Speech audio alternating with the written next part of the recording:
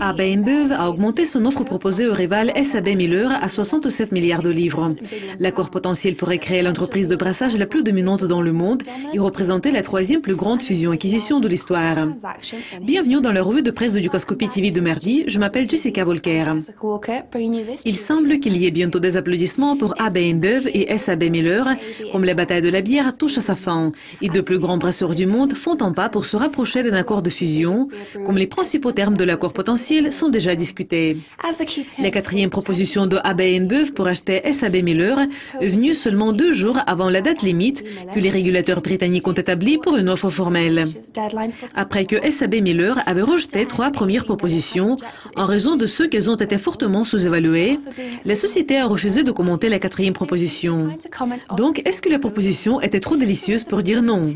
La portion en espèces de l'offre a été augmentée à 43,50 livres sterling l'action de SAB.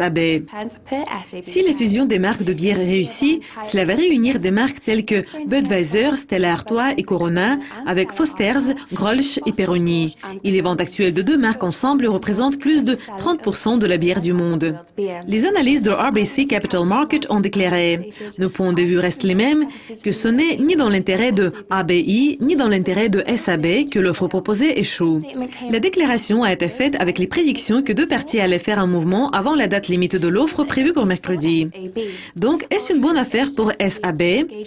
Altra a incité SAB à s'engager rapidement et de manière constructive avec AB InBev pour discuter les conditions recommandées de l'accord. Dans une tentative de gagner Bevco, le deuxième plus grand actionnaire de SAB, AB InBev a amélioré la composante en espèces de son offre de 50%. Le communiqué de presse qui a été publié mardi a déclaré que AB InBev allait se consentir à de meilleurs efforts d'engagement pour obtenir toutes les autorisations réglementaires requises avant la transaction. Cela comprenait 3 milliards de dollars qu'on devrait payer à SAB Miller au cas où la transaction n'a pas lieu en raison de l'échec dans l'obtention des autorisations réglementaires ou de l'approbation des actionnaires de AB InBev. L'acquisition de SAB Miller donnerait à InBev la présence sur les marchés que InBev n'a pas encore été en mesure d'atteindre. Avec la grande présence de SAB dans les ventes en Afrique, la croissance en Afrique devrait progresser de 2,6%.